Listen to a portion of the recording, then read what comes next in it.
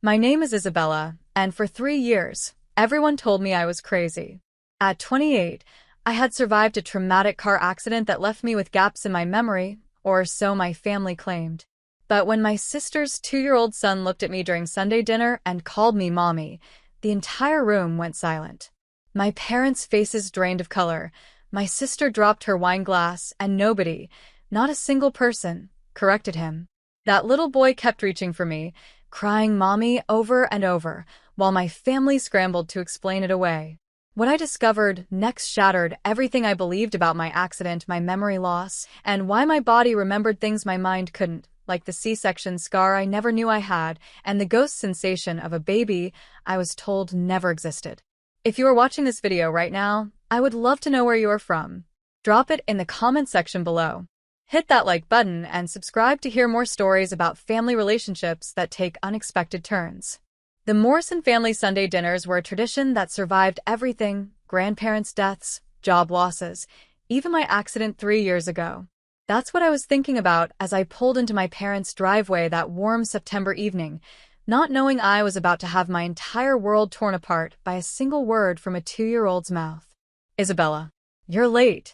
My mother called from the doorway, her perfectly styled blonde hair catching the porch light. She always managed to make observations sound like accusations. Traffic, I said, kissing her cheek. The familiar smell of her lavender perfume mixed with pot roast made me feel 12 again. Claire here yet? In the living room with Oliver. Mom's face did something strange when she said my nephew's name, a flicker of something I couldn't place. He's been asking about you. That should have been my first warning. I found my younger sister Claire on the carpet, building blocks with her son. Oliver had just turned 2 last month, and every time I saw him, he seemed to have grown another inch. His dark hair fell into his eyes that were startlingly green, just like mine. Aunt Bella's here, Claire announced, but her voice was pitched too high, too bright. Oliver looked up from his blocks, and his whole face transformed. He scrambled to his feet with that clumsy toddler determination and ran straight at me. But what happened next made the entire room tilt. He reached up his chubby arms, his face glowing with pure joy, and said clearly, "Mommy back." The wine glass in Claire's hand hit the carpet with a soft thud, Merlot spreading like blood across Mom's precious Persian rug. Dad's newspaper crackled as he lowered it. The grandfather clock in the hallway ticked 5 times before anyone moved. "No, baby," Claire said, scooping Oliver up so fast he yelped in surprise. "That's Aunt Isabella, remember?" Aunt Bella.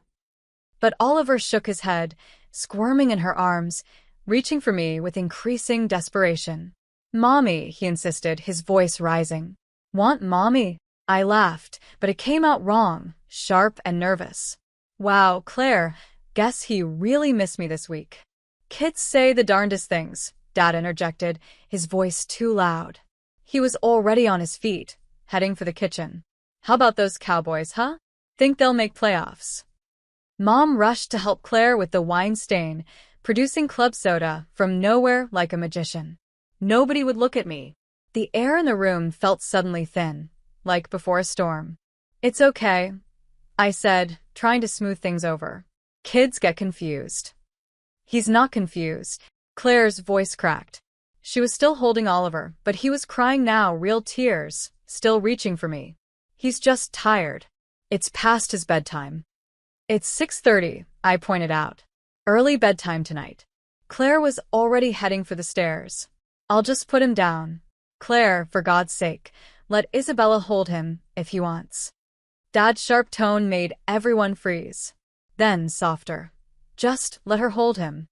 Claire turned back slowly, her face pale. When she set Oliver down, he immediately ran to me, wrapping his arms around my legs. I picked him up, and he melted against me, his little body fitting against mine like he belonged there. His hand went to my hair, twirling it around his finger in a specific pattern. Index finger, 3 twists, release, repeat. How did he know I did that to my own hair when I was anxious? "See?" I said, bouncing him gently. He's fine. Just missed his aunt. But Oliver had settled his head on my shoulder, and I could feel him mouthing a word against my neck, over and over, so quiet only I could hear. Mommy. Mommy. Mommy. Claire watched us from the stairs, tears streaming down her face. What's wrong? I asked her. Claire, what? It's just. She wiped her face quickly. He's never that comfortable with anyone else. Even with Mom, he takes forever to warm up. But with you, he sees me every week. We're buddies, right, Oliver? Oliver pulled back to look at my face, his green eyes, exactly like mine. I realized with a jolt, serious and searching. He touched my cheek with one small hand, like he was trying to memorize me. Mommy's sad, he asked. I'm not sad, sweetie. And I'm not. We should eat, Mom announced. Food's getting cold. Dinner was agony. Oliver refused to sit in his high chair, screaming until Claire let him sit on my lap. He played with my hair throughout the meal, that same twisting pattern, and every time someone tried to take him, he clung tighter. My parents barely spoke. Claire pushed food around her plate. Has he been saying it a lot? I finally asked. The mommy thing? No, Claire said quickly. Yes, Mom said at the same time. They looked at each other, some silent conversation happening over the pot roast. Sometimes he gets confused, Mom finally said. You and Claire look so much alike. We didn't, though. Claire had Dad's sandy hair and brown eyes. I had Mom's dark hair and green eyes. Like Oliver. That night, back in my apartment, I couldn't shake the feeling that something was terribly wrong. I stood in my bathroom, getting ready for bed, when I noticed something. A small birthmark on my shoulder, shaped like a crescent moon. I'd had it forever. Oliver had the exact same mark. I'd seen it when his shirt rode up as I carried him. I pulled out my phone to text Claire about the coincidence, but stopped. Something made me open my laptop instead, searching through old photos from before my accident. There weren't many. I'd lost a lot in the crash, including my phone and most of my memories from the year before it happened. The doctors said traumatic brain injuries were like that. Swiss cheese memories, they called it. Holes where memories should be. But then I found it. An old external hard drive buried in a box I hadn't opened since moving. It was labeled Backup 2021. The year of my accident. My hands shook as I plugged it in. Hundreds of photos I didn't remember taking. Videos I didn't remember filming. And then, a video file dated 3 months before my accident. I clicked play. The woman on screen was me, but not me. This version of Isabella was glowing, radiant. She was wearing a loose dress, but when she turned sideways, it was unmistakable. She was pregnant. Very pregnant. Week 28, the me on screen said to the camera. Hello, little one. Mommy loves you so much already. Daddy would have loved you too, if he could have met you. But I promise, I'm going to be enough for both of us. I'm going to give you everything. Footsteps in the hallway. The video cut off. I sat on my bathroom floor, laptop burning my thighs, trying to breathe. That was me. Pregnant. 3 months before my accident. But that was impossible. I'd never been pregnant. I would remember being pregnant. Wouldn't I? I didn't sleep that night. Or the next. By the time I showed up at my parents' house with my laptop, I looked like hell and felt worse. Isabella. Mom opened the door, her smile faltering when she saw my face. What's wrong? You look. I need to show you something. Dad was in his study. I set the laptop on his desk and hit play without preamble. The pregnant version of me filled the screen, talking to her belly about love and promises and a father who couldn't be there. The silence after the video ended was deafening. Well, I demanded. Were you ever going to tell me I was pregnant? That I have a child somewhere? Mom's hands were clasped so tightly her knuckles were white. Dad's face had gone gray. Isabella, Mom said carefully, like she was talking to a wild animal. Sweetheart, you need to understand. Your brain injury, it caused significant trauma. The doctor said. Stop. My voice was sharp. Just tell me the truth. Was I pregnant? You were confused, Dad said firmly. Before the accident, you were under tremendous stress. James had just died. James? The name felt familiar but distant, like an echo. Your fiancé, Mom said softly. He died in Afghanistan 7 months before your accident. You didn't handle it well. And this video? You were helping Claire, Mom said quickly. Too quickly. She was pregnant with Oliver, and she was nervous about telling people. You were helping her practice announcement videos. By pretending to be pregnant myself? You were always theatrical, Dad said, but he wouldn't meet my eyes. I looked at the screen again, frozen on my face. My happy, pregnant face. I want to see my medical records. All of them. From the accident. That's not a good idea, Dad said. The doctors said dwelling on that time could trigger. I don't care what the doctors said. I want my records. The next morning, I sat in the hospital records office, signing form after form. The clerk, a nervous young woman named Amy, kept glancing at her computer screen, then at me, then back at the screen. Is there a problem? I asked. It's just several pages are restricted. Family request for psychological protection. I'm requesting them now. You need a doctor's approval to access restricted psychiatric records. Psychiatric? I was in the ICU for a head injury. Amy bit her lip. According to this, you were transferred to the Riverside Psychiatric Treatment Center after your initial recovery. For 4 months. For months. They told me I was in a coma for 3 weeks. I called Claire from the parking lot. I need to talk to you. Alone. No mom and dad. Isabella, I don't think. Claire, I found a video of me pregnant. I know something happened. Please. The silence stretched so long, I thought she'd hung up. Then, coffee shop on Maple. 1 hour. Claire was already there when I arrived, Oliver with her. She looked like she'd been crying for days. Couldn't get a sitter, she explained, but the way she held Oliver, protective and guilty, told a different story.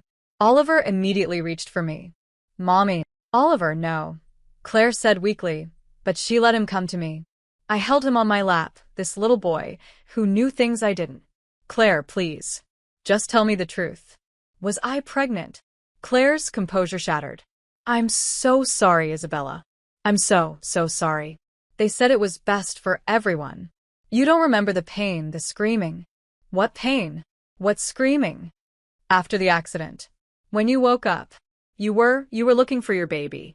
But they told you it was delusions from the head trauma. They said if we went along with it, you'd heal faster. My body went cold. Where's my baby, Claire? Oliver looked up at me with those green eyes, my eyes, and patted my cheek. No cry, mommy. Claire sobbed harder. Oh my God. The coffee shop spun around me. Oliver is. They said you had a psychotic break. Claire said desperately. When you woke up from the coma, you didn't remember being pregnant at first.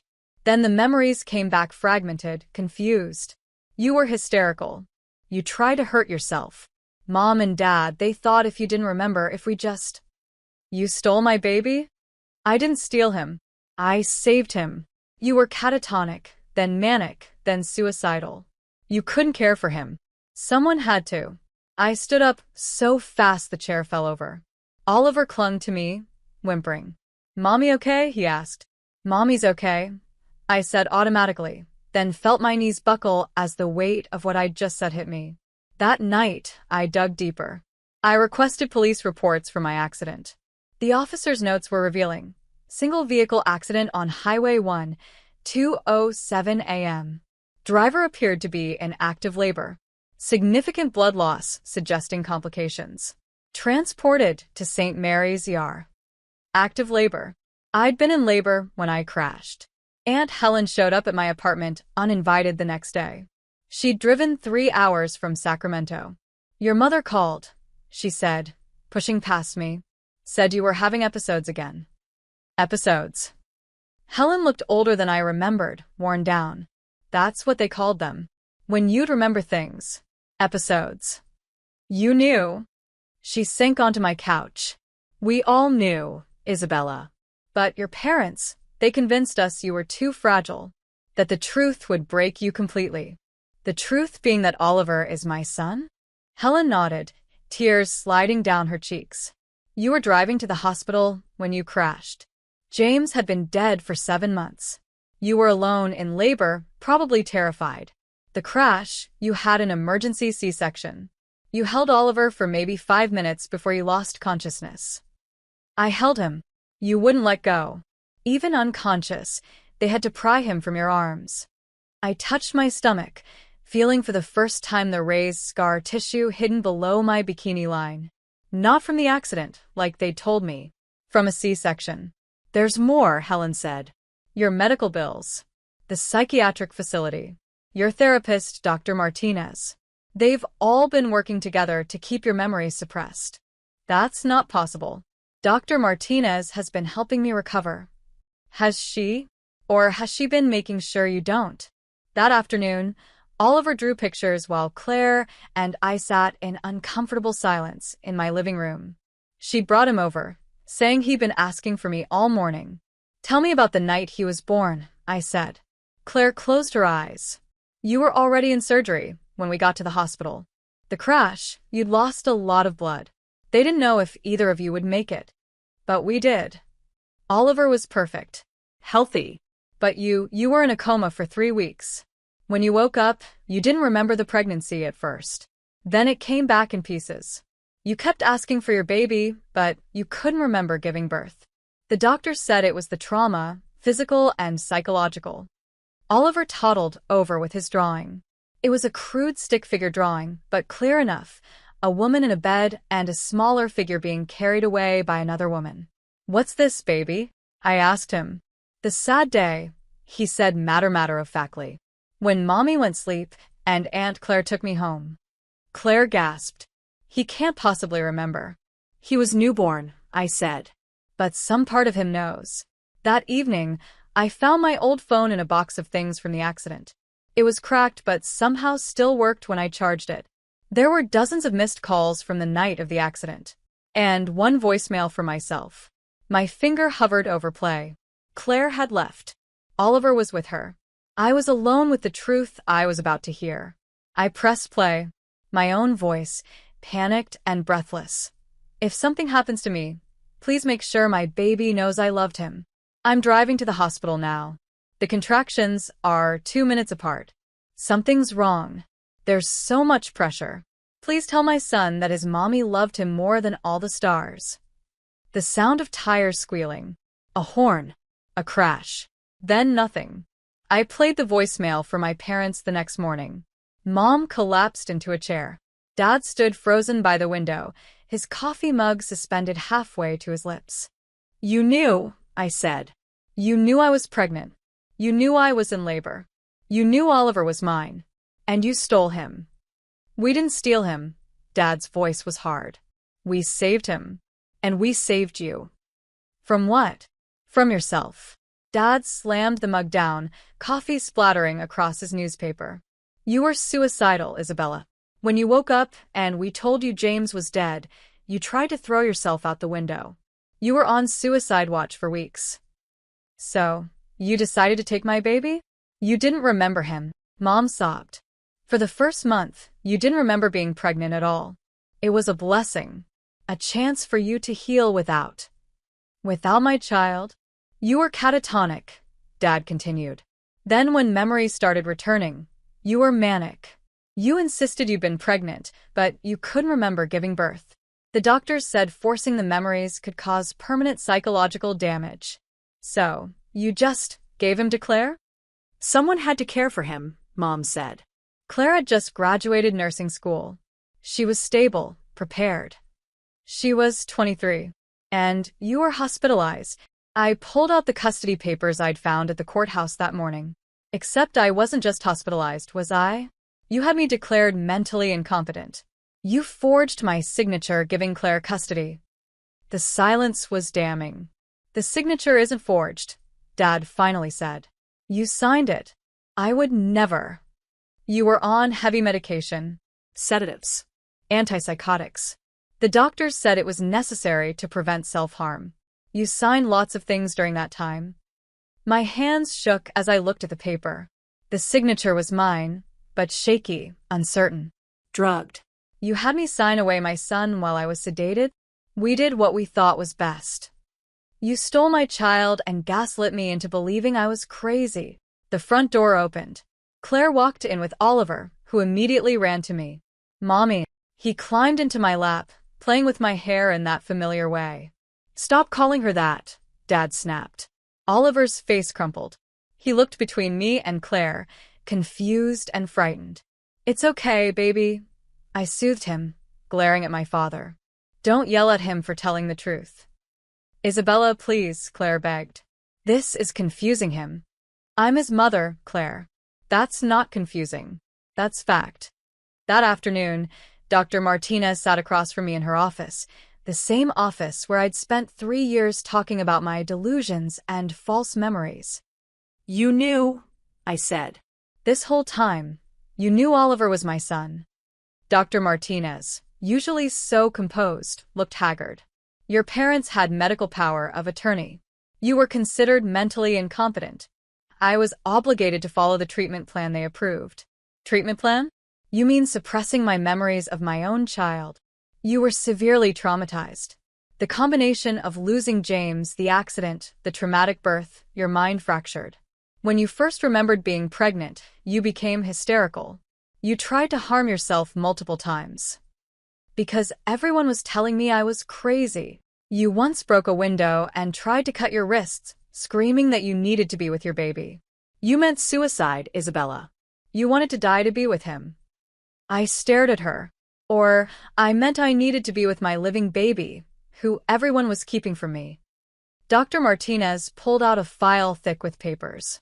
These are my session notes from your time at Riverside. Would you like to read them?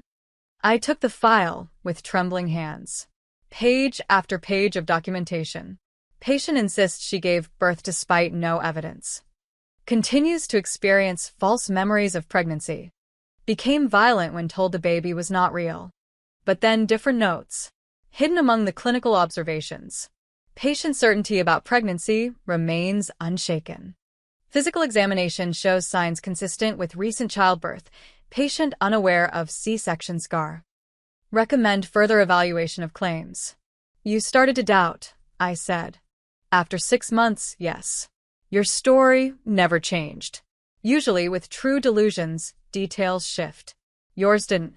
You knew your due date, the baby's movements, every detail of your pregnancy. But by then, Oliver was already Claire's. Your family said you were stabilizing. That reopening the issue would destroy the progress you'd made. I found a session recording dated 2 years ago. Dr. Martinez handed me headphones. My own voice filled my ears, desperate and pleading. I know I had a baby. I can feel it in my bones. My body remembers even if my mind doesn't. Why won't anyone believe me? Please, I'm not crazy. I'm not making this up. My baby needs me. He needs his mother. Dr. Martinez's recorded voice responded, These feelings are valid, Isabella, but they're based on trauma, not reality. Let's increase your medication. I ripped off the headphones. You knew I was telling the truth and you drugged me anyway? I suspected. But your parents, they had guardianship. They threatened to move you to a different facility if I didn't comply. At least with me, I could monitor you, protect you from worse treatments. Worse than being gaslit about my own child. She had no answer for that.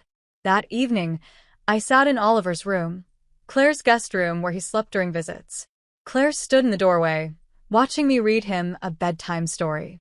He loves that book, she said softly. Good night, Moon. He makes me read it every night. I bought it, I said suddenly, the memory surfacing like a bubble. When I was pregnant, I bought it because James loved it as a child. Claire's breath hitched.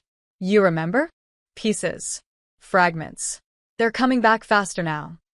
Oliver was nearly asleep, but he held my hand tightly, like he was afraid I'd disappear. I really believed them at first, Claire said. That you were delusional. You were so broken when you woke up and when you didn't remember Oliver. Mom said it was a sign. That God was giving us all a second chance. A second chance? You could heal without the burden of single motherhood. I could have the baby I'd always wanted but couldn't have. Oliver could have a stable home. You can't have children? Claire shook her head. Endometriosis. Found out senior year of college. Mom said Oliver was meant to be mine. He was meant to be mine, Claire. He is mine. I know, she whispered. I've always known.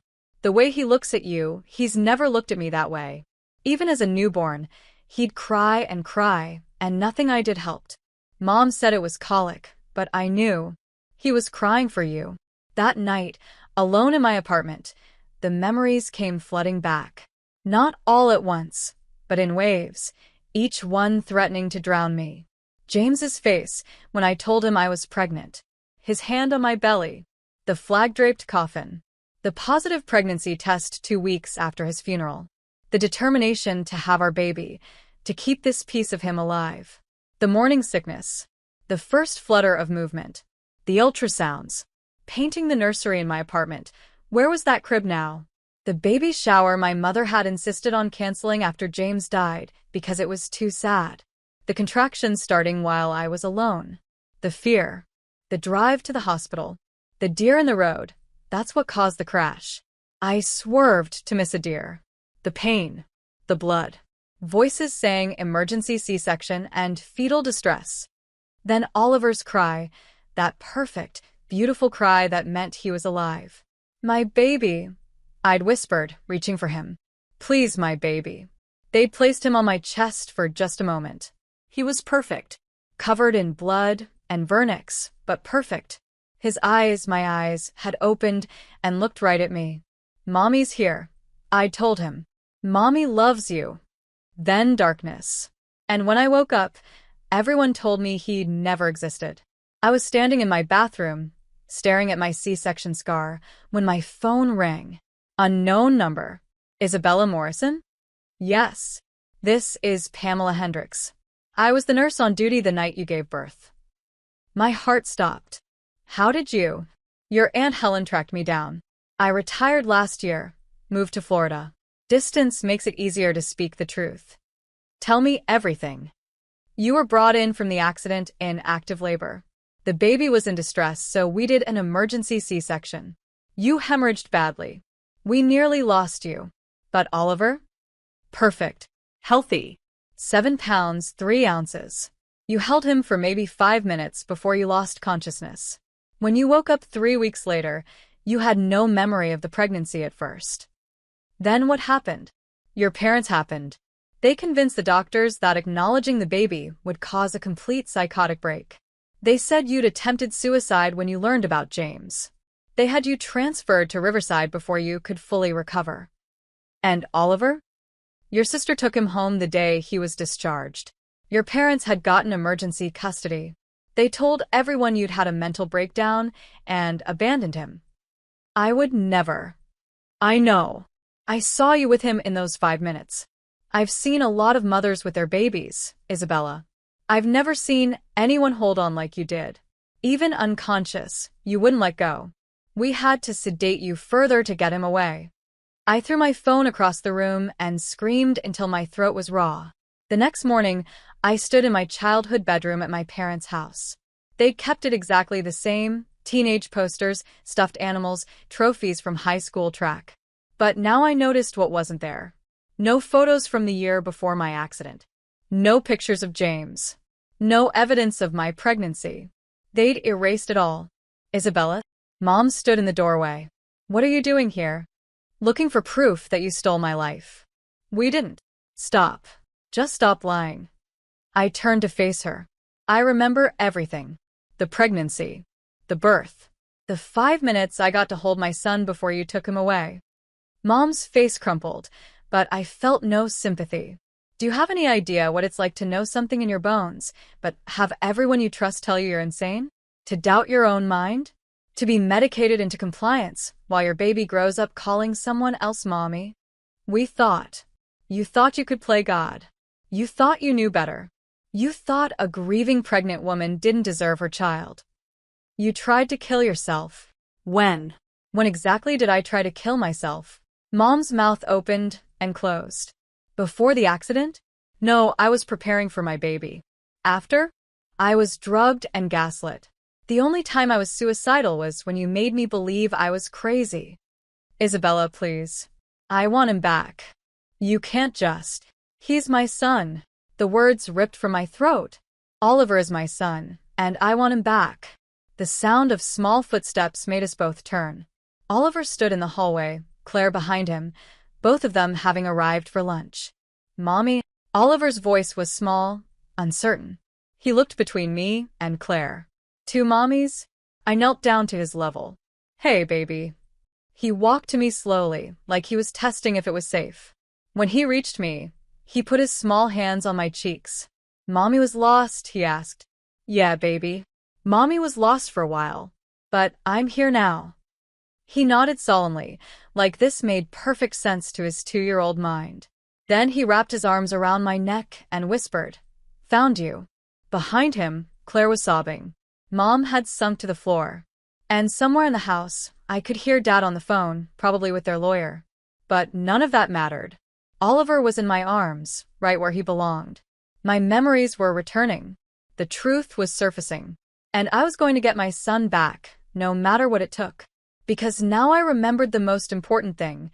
That moment, right after he was born, when he opened his eyes and looked at me. He knew who I was then. And some part of him had never forgotten. I spent 3 days in bed after the memories returned. Not sleeping, not exactly awake either. Just existing in the space between who I'd been and who I really was. Isabella Morrison, mother of Oliver. It sounded foreign and true at the same time. The memories came in waves. Some gentle, James's laugh, his hand on my pregnant belly, the flutter of first movement. Others crashed over me with violent force. The contractions, the crash, Oliver's first cry, the feeling of him being pulled from my arms. On the 4th day, I got up. I showered, dressed, and drove to Dr. Martinez's office with a box of recorded sessions. I want you to listen to something, I said, placing my phone on her desk. It was a recording from 2 years ago, one she'd given me thinking it proved my delusion. But now, with clear eyes, I heard it differently. My voice, desperate but lucid. I know I had a baby. I can feel it. When I walk past the nursery section at Target, my body responds. My breasts ache like they're remembering. I smell phantom baby powder. These aren't delusions, Dr. Martinez. These are body memories. Why won't you believe me? Her recorded response. Your mind is creating false sensations to match false memories. Let's increase your risperidone. I stopped the recording. You knew. Some part of you knew I was telling the truth. Dr. Martinez looked older than I'd ever seen her, the weight of 3 years of lies etched in the lines around her eyes. Your parents had guardianship, she said quietly. They showed me documents. Medical power of attorney. Court orders. If I'd challenged them, you were supposed to be my advocate. I thought I was protecting you from worse. There are doctors who would have recommended electroshock for persistent delusions. Lobotomies are illegal, but there are chemical equivalents. Your parents were considering all options. The word lobotomy made my blood run cold. They would have destroyed my mind to keep their secret? They convinced themselves they were saving you. Your father especially. He couldn't bear seeing his daughter in pain, so he decided to erase the source of it. My son wasn't the source of my pain. Losing him was. Dr. Martinez pulled out a thick folder. These are my real notes. The ones I kept at home. Every doubt, every inconsistency, every piece of evidence that you were telling the truth. I've been waiting 3 years to give these to you. I opened the folder. Page after page of observations. Patient's physical responses consistent with postpartum separation. Scar tissue indicates recent C-section. Patient describes accurate pregnancy symptoms without access to outside information. Family exhibits signs of deception during joint sessions. Why didn't you do anything? I tried. Once. I suggested we slowly reintroduce the idea that your pregnancy was real. Your father threatened to have me removed from your case and sued for malpractice. He said I was feeding your delusions. He had connections, golf buddies on the medical board, friends in the state psychiatric review committee. I would have lost my license. So, you chose your career over my sanity? I chose to stay where I could minimize the damage. Another doctor might have increased your medications until you were catatonic. At least with me, you had a chance of recovering. I stood to leave, then turned back. I'm going to get Oliver back. And when I do, I'm going to make sure everyone knows what you did. What you all did. I know, she said. I've already started drafting my confession for the medical board. That afternoon, I hired Marcus Chen, a family lawyer who specialized in custody cases involving medical malfeasance. His office was sparse, efficient, all sharp angles and clean lines. This is one of the most egregious cases of medical fraud I've seen, he said after reviewing my documents. But it's complicated. Your sister has been Oliver's legal mother for 2 years. Courts prioritize stability for the child. He's my son. Biology isn't everything in custody cases. Claire has been his primary caregiver. She hasn't abused or neglected him. Removing him from her care could be seen as traumatic. More traumatic than stealing him from his actual mother? Marcus leaned back. I'm not saying it's right. I'm saying it's complicated. We need to build an airtight case. The criminal charges against your parents for fraud, forgery, and false imprisonment. Testimony from medical professionals about the conspiracy. Evidence that you're mentally and financially stable enough to care for Oliver. How long will that take? Months. Maybe a year. He's 2. He's already missed 2 years of knowing I'm his mother. Which is why we're also filing for immediate supervised visitation. You'll see him, Isabella. But we need to be strategic. That evening, Claire appeared at my door with Oliver. Her eyes were swollen from crying, and Oliver was clinging to his stuffed elephant. Can we come in? I stepped aside. Oliver immediately ran to me, wrapping his arms around my legs. Mommy, up. I lifted him, and he settled against me with a contented sigh. Claire watched us, with an expression I couldn't read. I've been thinking, she said, about that night, when they brought him to me at the hospital. Claire? No, you need to hear this. He wouldn't stop crying. For hours, he screamed. The nurses tried everything. Formula, different positions, white noise. Nothing worked. Then one nurse, an older woman, she said something I'll never forget. What? She said, that baby's crying for his mama. And you ain't her. Oliver was playing with my hair again, that specific twisting pattern. I knew she was right, Claire continued. Even then, I knew. But Mom said you were too sick. That Oliver needed someone stable. That I was saving him. You are 23, Claire. They manipulated you too. Don't. Her voice was sharp. Don't absolve me. I was old enough to know better. I wanted a baby so badly, and there he was, perfect and beautiful and needing a mother. I let myself believe their lies because it gave me what I wanted. So what now? Now I tell the truth. All of it. To whoever needs to hear it. That could destroy you. Mom and Dad will. Let them. I've been destroyed since the day I took him home. Do you know what it's like to have a child call you mommy when you know you're not? To see him search for something you can't give him? To watch him light up when his real mother walks in the room in a way he never does for you. Oliver had fallen asleep against my shoulder, drooling slightly on my shirt. Claire reached out to touch his hair, then pulled back. I love him, she said. But he's not mine. He never was. The next morning, the local news picked up the story. Someone at the hospital had leaked it, probably Amy from records, bless her, and suddenly my phone wouldn't stop ringing. Family hides woman's baby after accident-induced amnesia was the headline on Channel 7. Mom called 15 times. Dad left a voicemail threatening legal action. But the story was out, and it spread like wildfire. Marcus called an hour later. This changes things. Public pressure can influence custody decisions. But your parents are claiming you're having another psychotic break. They're painting this as a delusion. Of course they are. Which is why we need Dr. Martinez's testimony immediately.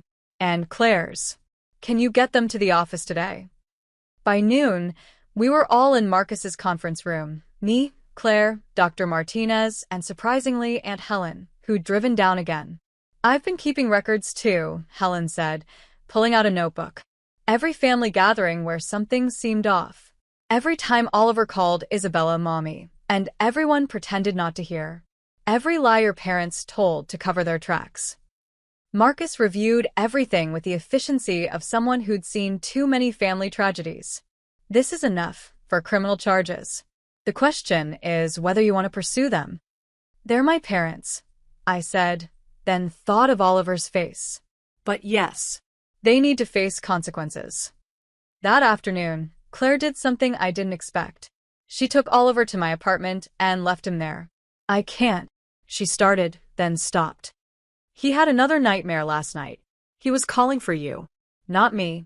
You. He's always calling for you. Oliver was playing with blocks on my living room floor, humming to himself. Claire, you can't just. I know legally he's still mine. I know this could hurt my case if your parents challenge me. But Isabella, he needs to be with you. He's needed it since the day he was born. She kissed Oliver's head, whispered, I love you, and left. Oliver looked up at me with those green eyes. And Claire said, Yeah, baby. She's sad. You sad? No, Sweetie. I'm not sad anymore. That night, for the first time in his life, Oliver slept in his mother's home. I watched him breathe, memorizing every detail. The way his hair stuck up in the back. The little sounds he made in his sleep. The way he clutched his elephant. At 2 a.m., he woke crying. Mommy, I'm here, baby. Mommy's here. He crawled into my lap, pressing his ear against my chest.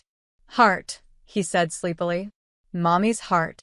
And I remembered with stunning clarity the moment after he was born when they'd placed him on my chest. He'd turned his head, pressing his ear against my heart, and stopped crying immediately. He remembered. Somehow, someway, he remembered. The next morning, I woke to pounding on my door and Oliver still curled against me, his small hand clutching my pajama shirt. Isabella Morrison. This is the police. We have a court order. My blood turned to ice. I grabbed Oliver, who whimpered at being woken, and called Marcus from my bedroom. Don't open the door yet, he said. I'm on my way. They can't break it down unless they believe there's immediate danger. They're here for Oliver? Your parents filed an emergency custody motion. They're claiming you kidnapped him from Claire. She brought him to me. I know. I have Claire's signed statement. But until a judge reviews it, they have a court order. Isabella, you have to open the door. The next 20 minutes were the longest of my life. Marcus arrived just as the officers were threatening to break down the door. Oliver clung to me, crying as the officers explained they had to return him to his legal guardian, my parents, who had somehow gotten emergency custody from Claire. This is temporary, Marcus whispered as they took Oliver from my arms. We have a hearing tomorrow. Oliver screamed the entire way down the hallway. Mommy. Want mommy. Please. I collapsed in the doorway, unable to breathe. The hearing was at 9 a.m. The courtroom was packed. Journalists had caught wind of the story, and public interest was growing. My parents sat on one side with their lawyer, a shark named Richardson who'd handled divorces for half the country club. Claire sat behind me, having been subpoenaed by both sides. Judge Patricia Reeves, a woman in her 60s with sharp eyes, reviewed the case file with obvious displeasure. This is one of the most troubling cases I've seen in 30 years, she began.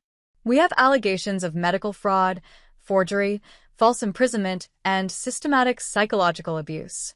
We also have a 2-year-old child who needs stability. Mr. Richardson, your clients are seeking to maintain custody of Oliver Morrison. Richardson stood. Your Honor, my clients have been Oliver's stable presence since birth. Ms. Morrison has a documented history of mental illness, including psychosis and suicide attempts. Just yesterday, she took the child without legal authority. I gave him to her, Claire interrupted, standing. I drove Oliver to Isabella's apartment because he's her son and he belongs with her. Ms. Morrison, you'll have your chance to speak, the judge said, though not unkindly. Continue, Mr. Richardson. The child knows my clients as his grandparents and Claire Morrison as his mother. Removing him would be traumatic. More traumatic than stealing him from his biological mother? Marcus interjected. The judge raised her hand. I'll hear from the witnesses now. Dr. Martinez, please take the stand. Dr. Martinez's testimony was devastating for my parents. She detailed the suppression therapy, the forged consent forms, the medication administered without proper authorization. She presented her private notes, 3 years of doubt and growing certainty that I'd been telling the truth. In your professional opinion, Marcus asked, was Ms. Isabella Morrison delusional about her pregnancy? No. She was traumatized, confused, and systematically gaslit, but she was never delusional. Her memories were real. Next came Nurse Pamela via video link from Florida. She described my labor, the emergency C-section, how I'd held Oliver for 5 minutes before losing consciousness. The patient was coherent during those 5 minutes, she testified. She knew her baby. She named him Oliver, after her late fiancé's father. She was a mother recognizing her child, not a delusional patient. Then it was Claire's turn. She looked small on the stand, her voice barely above a whisper at first. Tell us about the night Oliver was brought to you, Marcus said gently. I was at the hospital with my parents. Isabella was in a coma. They told me she'd rejected the baby, that she didn't want him because he reminded her of James. They said if I didn't take him, he'd go into foster care. Did you believe them? At first. But then Isabella woke up, and she kept asking for her baby. Mom and Dad said it was the head injury, that she was confused. They had doctors confirm it. Papers. Everything seemed legitimate. When did you start to doubt? Claire's eyes found mine. The first time Oliver saw Isabella after she was released from Riverside. He was 6 months old. The moment he saw her, he stopped crying and reached for her. He'd been colicky, difficult, never settling for anyone. But with her he was peaceful. He knew her. What did your parents say? That babies don't remember. That it was coincidence. But it kept happening. Every time Isabella visited, Oliver would light up. He'd cry when she left. And when he started talking, Claire wiped her eyes. His first word wasn't Dada or Mama. It was Mommy, and he was looking at Isabella when he said it. My father's face was granite. My mother was sobbing quietly. Ms. Morrison, the judge asked Claire directly, do you believe Oliver should be with Isabella? Yes, Claire said without hesitation. He's her son. He's always been her son. I was just borrowing him. And I'm sorry. I'm so sorry for the time I stole from them. The courtroom was silent except for my mother's crying. Then came my turn to testify. Marcus walked me through the recovered memories, the evidence, the psychological torture of being told my real experiences were delusions.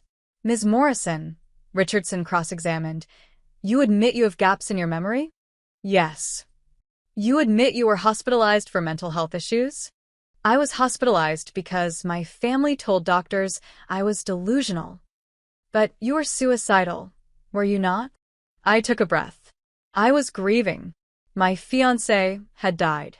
I was pregnant and alone.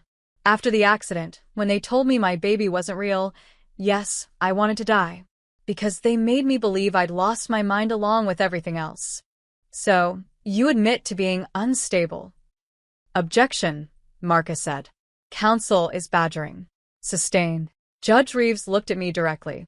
Ms. Morrison, if I grant you custody, are you prepared to care for Oliver? I've been preparing for 3 years, Your Honor. Even when I didn't remember him, some part of me was waiting. I have a stable job, a safe home, and most importantly, I'm his mother. I'll do whatever it takes to give him the life he deserves. And your parents? They're his grandparents. Would you allow them contact? I looked at my parents. Dad's controlled facade had finally cracked, and Mom looked broken. They need to face consequences for what they did, I said. But Oliver shouldn't lose his entire family because of their choices. Supervised visits, maybe. Eventually, after they've gotten help. The judge nodded and called a recess. During the break, my mother approached me in the hallway. Isabella, don't. Please. Just let me say this. She looked older than I'd ever seen her. We thought we were protecting you. When you woke up from the coma, you were so broken. When you didn't remember Oliver at first, it seemed like a mercy. You could heal without. Without my child? That's not healing, Mom. That's amputation. I know that now. But then, your father was so certain. He said we were saving you from a life of single motherhood and grief. He said Oliver deserved better. Oliver deserved his mother. Yes, she whispered. He did. He does. Dad appeared beside her. Isabella, be reasonable. You have no experience with children. Claire has been raising him. Because you stole him from me. We did what we thought was best. No, you did what was easiest. It was easier to pretend I was crazy than to help me heal. It was easier to give my son to Claire than to support me as a single mother. You took the easy path and called it love. When we returned to the courtroom, Oliver was there with a social worker. The moment he saw me, he started reaching and crying. Mommy, Mommy. Judge Reeves watched this interaction carefully. I've made my decision, she said. This case represents a severe miscarriage of justice. Isabella Morrison was systematically denied her parental rights through fraud and medical malfeasance. However, we must consider Oliver's well-being above all else. My heart was pounding so hard I could barely hear. Therefore, I'm granting immediate temporary custody to Isabella Morrison with a full review in 6 months. Claire Morrison will have visitation rights, as discussed with Isabella. Mr. and Mrs. Morrison Sr. are prohibited from unsupervised contact with the child pending criminal investigation. The gavel came down. Oliver was placed in my arms. Mommy, he said, patting my wet cheeks. No creí. Oliver here. Yeah, baby, I whispered. You're here. 6 months later, I sat in the same courtroom for the final custody hearing. But everything was different now. Oliver was thriving. The constant nightmares had stopped after the first month. His vocabulary had exploded, and he chattered constantly about everything from butterflies to breakfast. He still saw Claire every week. Aunt Claire days, he called them, and they'd found a new rhythm that worked for both of them. The criminal case against my parents had concluded 2 months earlier. They'd pled guilty to fraud and false imprisonment, receiving suspended sentences with mandatory psychiatric counseling and 200 hours of community service at a mental health advocacy center. The irony wasn't lost on anyone. Their medical licenses weren't revoked. Dad had retired voluntarily, and Mom had never practiced. But their reputation in our community was destroyed. They'd sold their house and moved to a smaller place across town. Dr. Martinez had lost her license for 6 months and was required to complete additional ethics training. She now worked exclusively with trauma survivors, trying to atone for her role in my story. Ms. Morrison, Judge Reeves said, reviewing the reports. The court-appointed psychologist says Oliver has adjusted remarkably well.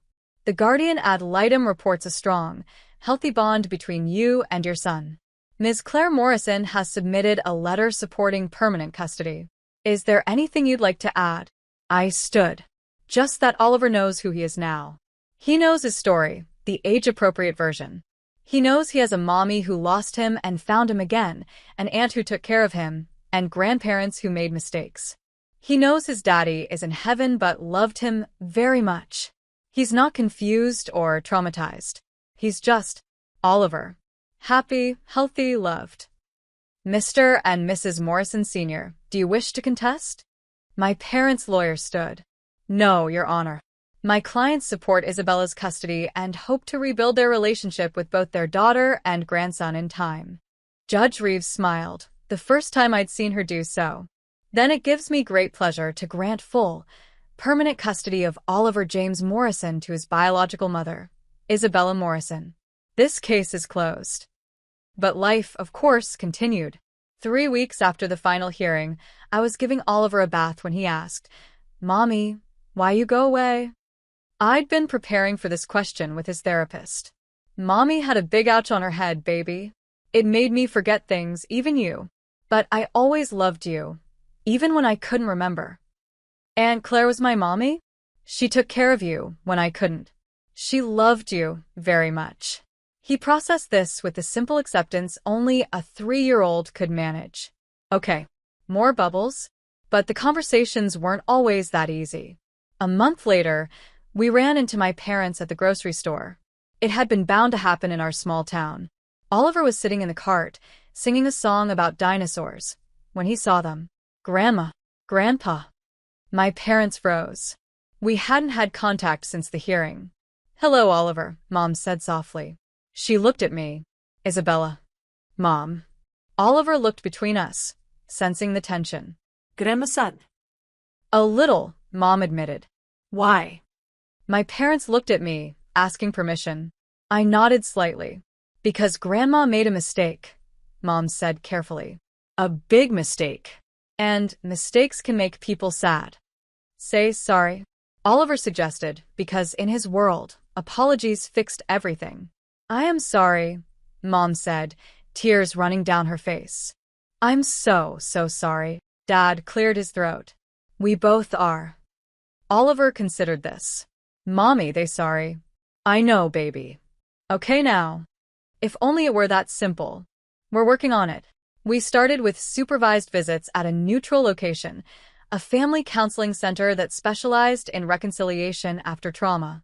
Oliver would play while my parents and I worked through 3 years of lies with a therapist. "I dream about it," Mom admitted during one session. "The moment they took Oliver from your arms.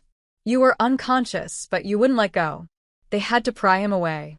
I told myself you didn't know, that you couldn't feel it. But mothers always know, don't they?" "Yes," I said. "We do." Dad struggled more.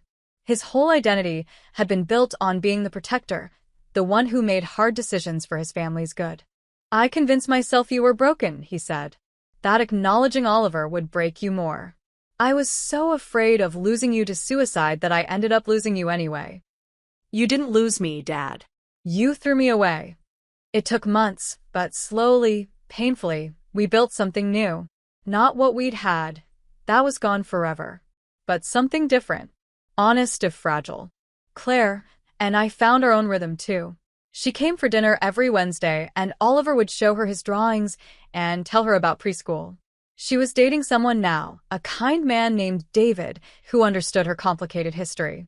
"Do you hate me?" she asked one evening while Oliver napped. "Sometimes," I admitted. "But mostly I'm grateful you kept him safe. You loved him when I couldn't. That matters."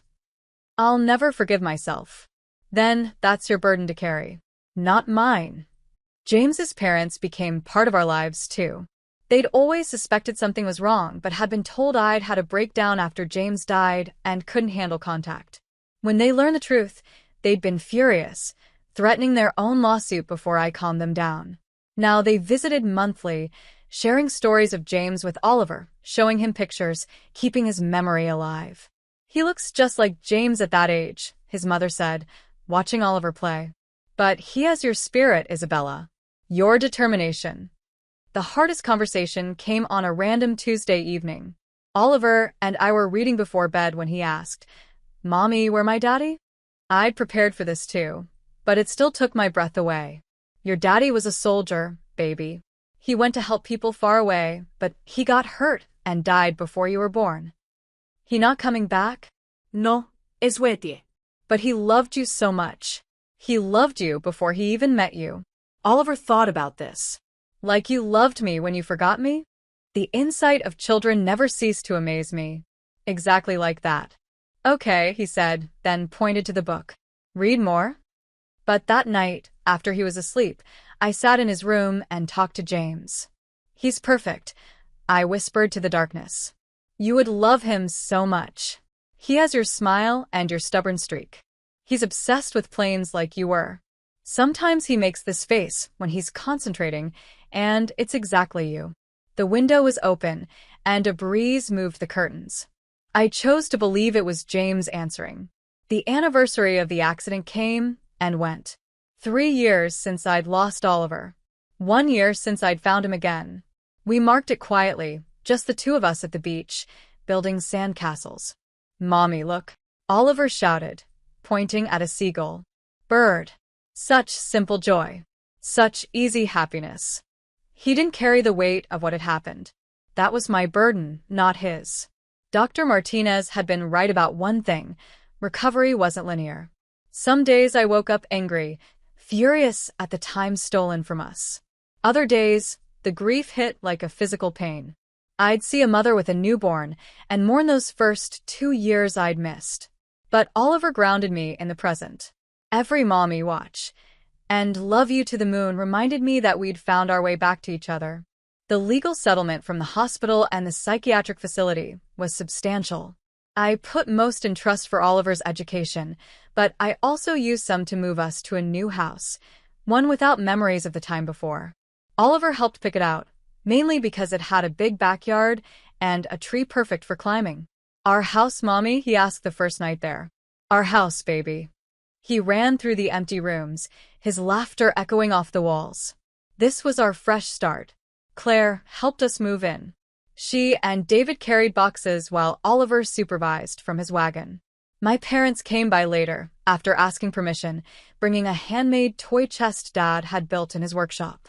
"It's beautiful," I said, running my hand over the smooth wood. "I needed something to do with my hands," he said quietly. During the after everything, building things helped. Inside the chest, he'd carved Oliver James Morrison and the date, not his birth date, but the date of the final custody hearing. The day he officially became mine again. We were in the backyard, Oliver playing on his new swing set, when Mom said, "I'll never forgive myself for the time we stole from you." "I know, but you're a wonderful mother, Isabella. Despite everything, or maybe because of it. The way you fought for him. Any mother would have." "No," she said firmly. "Not any mother. You never gave up, even when your own mind betrayed you. That's not ordinary. That's extraordinary." Oliver ran over, grabbing my legs. "Mommy, push me on swing?" "Sure, baby." As I pushed him, his laughter filling the air, I realized something. We'd never get back the time we lost. Those first words, first steps, first years were gone. But we had this. Afternoons in the backyard, bedtime stories, whispered love yous, and a lifetime ahead. "Higher, Mommy," Oliver shouted. "Higher it is." The last entry in this story comes from yesterday. Oliver started kindergarten. He wore his dinosaur backpack and held my hand until the very last second. "You be okay, Mommy?" he asked, worried about leaving me. "I'll be okay, baby. You have fun." He hugged me tight, then ran to join his class. At the door, he turned and waved. "Bye, Mommy. Love you." "Love you too." His teacher, Mrs. Patterson, smiled at me. "First day is always hard." "Not the hardest," I said. That evening, Oliver chattered nonstop about his day. The books, the blocks, his new friend Marcus, the class fish named Bubbles. Normal kindergarten things. Beautiful, ordinary, perfect things. At bedtime, as I tucked him in, he said, "Mommy, Marcus asked why I have two mommies." I said I don't. "I have a mommy and an Aunt Claire." "That right?" "That's exactly right." "Good." He yawned. Story? I picked up our worn copy of Goodnight Moon, the same one I'd bought while pregnant, hidden away for 3 years, now beloved and familiar. In the great green room, Oliver mouthed the words along with me. This story he'd heard 100 times. When we finished, he was nearly asleep. "Mommy," he said drowsily. "Yeah, baby? You never go away again?" "Never."